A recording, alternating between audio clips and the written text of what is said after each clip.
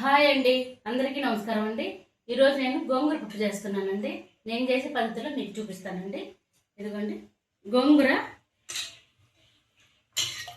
కందిపప్పు అండి. ఇది కందిపప్పు కడిగి బాగా 2 గంటలు నానబెట్టి పెట్టుకున్నానండి. ఒక గ్లాస్ పప్పు అండి.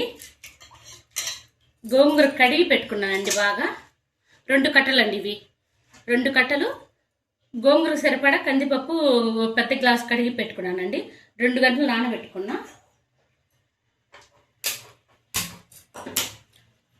నానబెట్టుకోవడం వల్ల తొందరగా ఉడుకుతుందండి. మనకు గ్యాస్ కూడా కడుపులో గ్యాస్ రాకుండా ఉంటుందండి. పచ్చిమిరపకాయలండి, మన కారం తినేదాన్ని బట్టి వేసుకుంటే సరిపోతుందండి. నేను 25 పచ్చిమిరపకాయలు దాకా వేసుకున్నానండి. కొంచెం కారం ఉంటాయి, గోంగూర పులుపు కదండి, దానికి తగ్గట్టు పెట్టుకుంటే సరిపోతుంది. ఇది సగం ఉడికిన తర్వాత గోంగూర పెట్టుకుందామండి. ఇంకా ఇదిగోండి 10 నిమిషాల్లో ఉడికిపోతుందండి. మనం నానబెట్టుకున్నాం కాబట్టి 10 నిమిషాలు ఉడికిపోతుంది. చూడండి, మెత్తగా ఉడికింది. మరి మెత్తగా ఉడకకుండానే పెట్టుకోవాలండి. గోంగూర పసుపు వేస్తున్నా.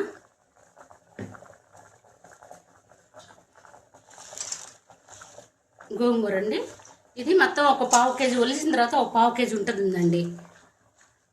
ఇక్కడ కొంచెం ఒంగోలులో పెద్ద కట్టలు అమ్ముతారండి. మాకు 2 కట్టలు తీసుకుంటే 1/2 కేజీ గోంగూర వచ్చిందండి.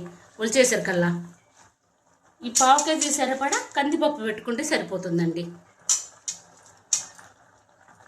ఈ గ్లాస్ పప్పు పెట్టానండి, నానబెట్టాను.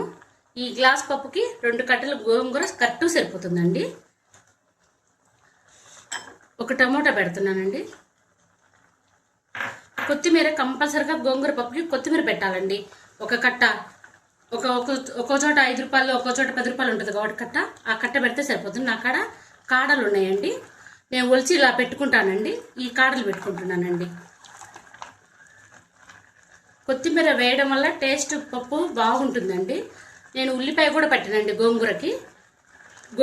ఉల్లిపాయ లేకుండానే ఈ పప్పు చేసుకుంటే టేస్ట్ బాగుంటుందండి.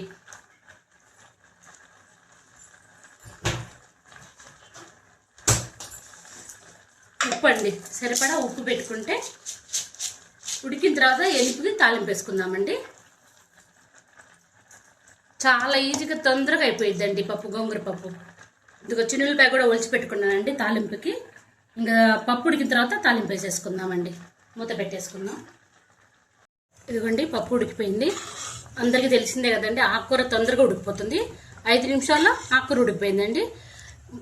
కందిపప్పు నానబెట్టుకుంటే మాత్రం అండి 20 నిమిషాల్లో పప్పు ఉడికిపోతుందండి.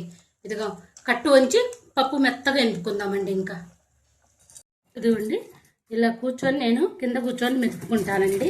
బాగా మెత్తగా మెదిగిపోతుంది. గోంగూర పప్పు మరి మెత్తగా అక్కర్లేదండి. ఇది ఇట్లా ఉంటే సరిపోతుంది. మిరపకాయలు అవి మెదిగితే చాలండి. మిరపకాయలు అన్నీ మెదిగిపోయినాయి. తాలింపు వేసుకుందామండి. ఇంకా పప్పు ఎనిపి పెట్టుకున్నాము. గిన్నె పెట్టుకొని ఆయిల్ వేసుకున్నానండి. ఈ గోంగూర పప్పుకి కొంచెం ఆయిల్ ఎక్కువ ఉంటే బాగుంటుందండి. అన్ని పప్పుల కన్నా ఇంకొంచెం ఎక్కువ వేసుకుంటే టేస్ట్ బాగుంటుందండి.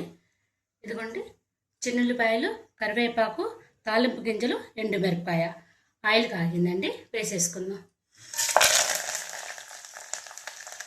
కొద్దిగా చిన్నుల్లిపాయలు ఎక్కువ ఉండేటట్టు చూసుకుంటే చాలా టేస్టీగా ఉంటుందండి గోంగూర పప్పు. ఈ పప్పుకి ఉల్లిపాయ ఎక్కడ వాడట్లేదండి. ఉల్లిపాయ వేయకుండానే ఈ పప్పు టేస్ట్ చాలా బాగుంటుందండి. ఇది ఎర్రగా వేగిన తర్వాత పప్పు వేసుకున్నాము.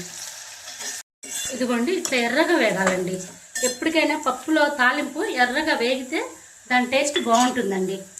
పప్పు పోస్తున్నానండి.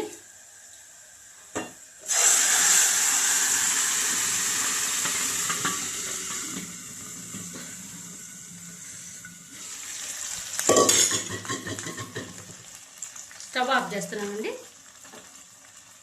ఈ వేడిగే సరిపోతుందండి. చూడండి తాలింపు ఇలా ఉండాలండి. కొంచెం ఆయిల్ కొంచెం ఎక్కువ వేసుకున్నామంటే గోంగూర పప్పులో చాలా టేస్ట్గా ఉంటుందండి.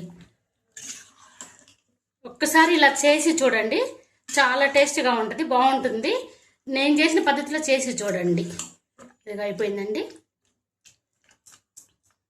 ఇదిగోండి గోంగూర పప్పు చేశాను. తాలింపు కూడా వేసేసరికలా మంచి వాసనతో చాలా బాగుందండి. నేను చేసిన పద్ధతిలో ఒక్కసారి ట్రై చేసి చూడండి, టేస్ట్ మాత్రం చాలా బాగుంటుంది. ఇది రొట్టెలకి, జొన్న రొట్టెలకి, వైట్ రైస్లోకి, రాగి సంగట్లోకి అన్నిట్లో బాగుంటుందండి. ఈ పప్పు నచ్చితే మాత్రం లైక్ చేయండి.